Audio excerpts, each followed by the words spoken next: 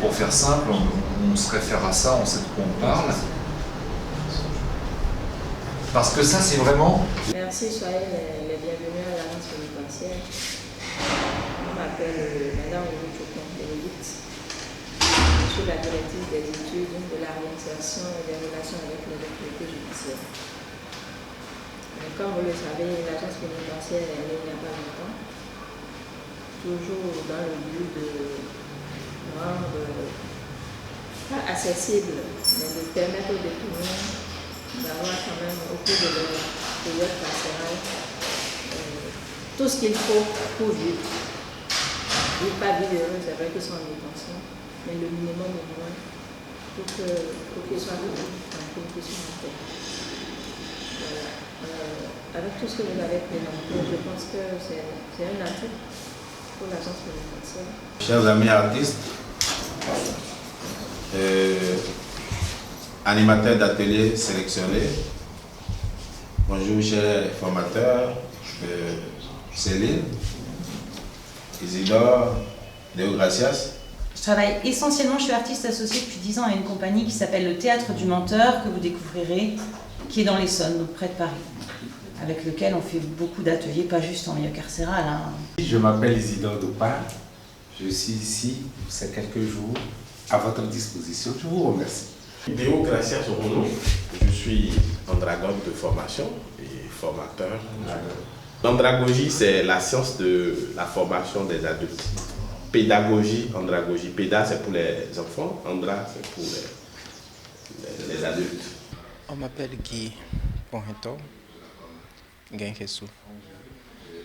Je suis acteur et metteur en scène. Potiphar Gansé à l'état civil. Je suis plasticien.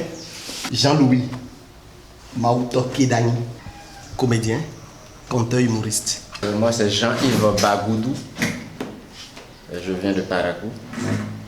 Je suis comédien, scénographe, gestionnaire et administrateur culturel de formation. Seul un être épanoui peut faire du bien, peut faire un service meilleur, peut faire du bien tout court.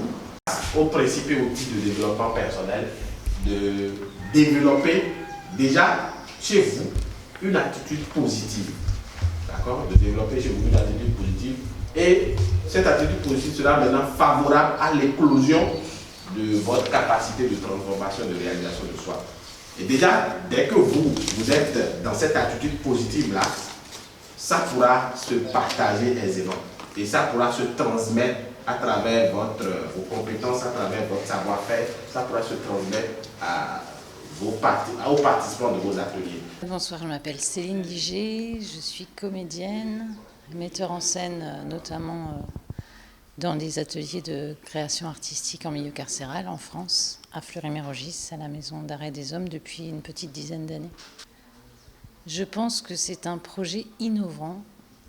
On est à une charnière, il y avait des choses qui se faisaient de façon informelle ou par des ONG et tout ça, et Alfred est en train de mettre en place un secteur professionnel, il fait appel à des artistes professionnels pour professionnaliser ces interventions et faire des ateliers de pratique artistique de qualité pour des personnes en privation de liberté, qu'elles soient adultes ou enfants.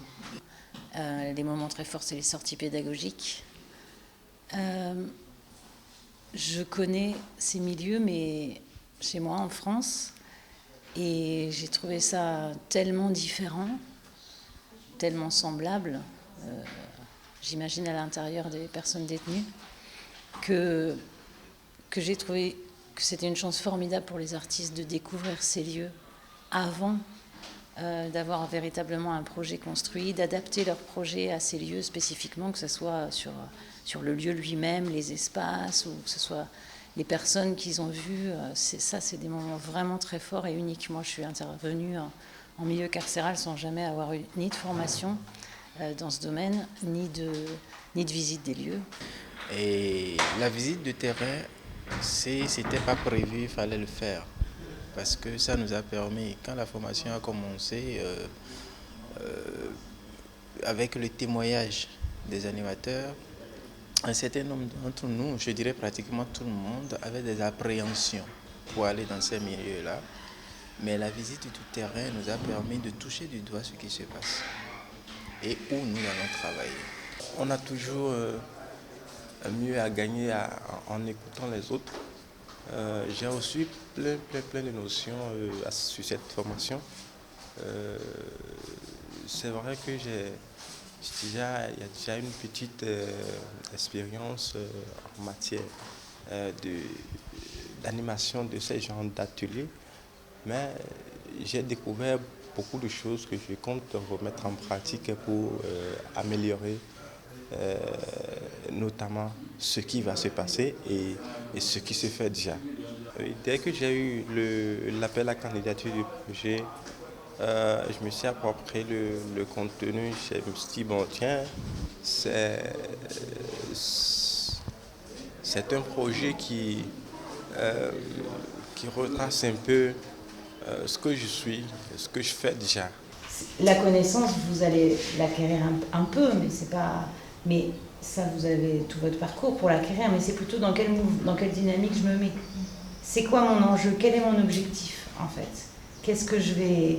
Parce que si vous commencez à animer des ateliers, tu vas voir que moi, avant d'aller à Fleury, j'avais fait des ateliers, mais tu es dans le bain. Alors après, voilà, il y a des choses qui viennent, mais c'est pas très différent. Ce sont des gens. Ce sont avant tout des gens, quoi. Qui soient... Bien sûr, ils sont dans des conditions plus difficiles, mais tu verras que... Voilà, je mets ça en cause parce que j'apprends plus de connaissances. Et bien sûr, vous allez avoir des expériences, on va partager des expériences, mais on va se questionner ensemble.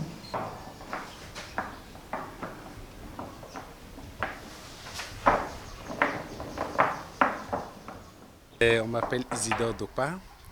Je suis comédien, metteur en scène.